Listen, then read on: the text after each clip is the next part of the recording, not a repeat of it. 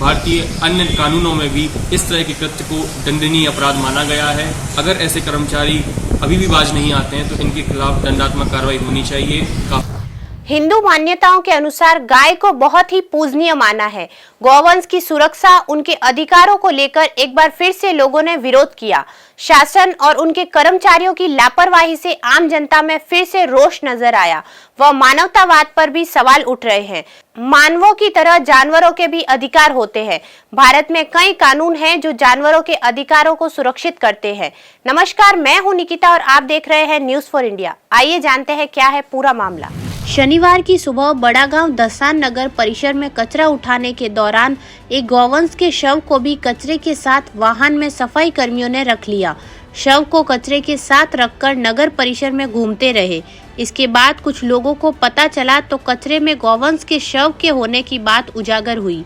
लोगों ने गौवंश के शव को कचरा गाड़ी में ले जाने का विरोध किया, मगर इसके बाद भी नगर परिषद के कर्मचारियों ने गंभीरता से नहीं लिया।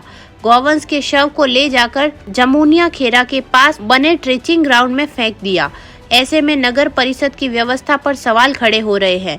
यह गौ माता का अपमान है। गौ सेवक सुंदीप रिंकू मिश्रा का कहना है कि बड़ागांव दसान में कचरा वाहन के गौवंश के शव को ले जाना गलत है।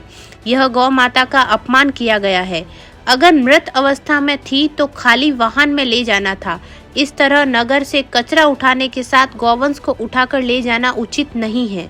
जबकि गौवंश के शव के लिए पूर्व में गौ समाधि देना प्रस्तावित किया गया था, जिसका अधिकारी पालन नहीं करा पा रहे हैं। अविरल अमिताभ जैन गौ सेवक को हाईकोर्ट अधिवक्ता अविरल जैन ने भी गौवंश के साथ हुए कृत्य की निंदा की है।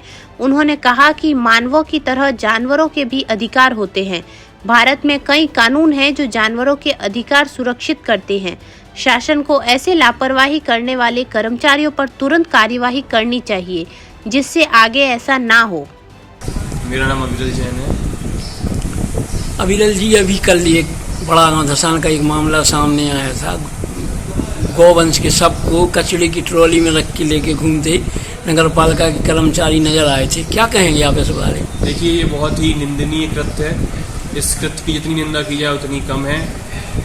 ऐसे सारे कर्मचारियों को ये बात पता होनी चाहिए कि जिस प्रकार हम ह्यूमंस के अपनी ह्यूमन राइट्स होते हैं, ऐसे ही जानवरों के भी अपनी ह्यूमन राइट्स होते हैं। और गौ हमारे हिंदू सनातन संस्कृति में गौ माता होती है और उनके संग इस तरह का बर्ताव होना बहुत ही निंदनीय कृत्य है। भारतीय संविधान में भी एवं भारतीय अन्य कानूनों में भी इस तरह के कृत्य को दंडनीय अपराध माना गया है। अगर ऐसे कर्मचारी अभी भी बाज नहीं आते हैं तो इनके खिलाफ दंडात्मक कार्रवाई होनी चाहिए।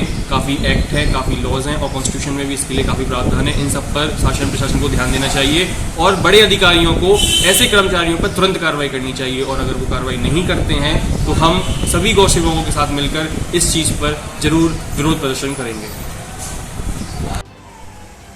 क्या नाम है?